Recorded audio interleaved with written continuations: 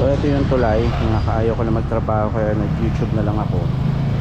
Tapos yan, yung nakita yung pader na yon, yan yung karugtong ng pader kanina, yung riprap. So tama nga si ate, hindi pa tayo makakadaan kasi hindi pa tapos yung draining. Baha doon sa banda doon, nakikita nyo yung nilalabasan ng tubig niya. So ayan, andito na tayo sa Soldiers ngayon. Alright.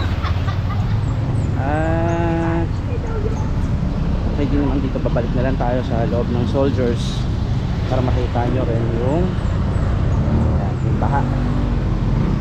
Ganyan, diba? Parang may separate na ilog dito, diba? Ayan. Okay, nakaharang tayo. So yun yung idea, pagdadaan nila sa ilalim ng tulay yung karsada. At ayun, and busy rito sa Soldiers. This is one village dito sa Molino. Pabalik tayo para makadami tayo ng steps. Right, tali pa dito.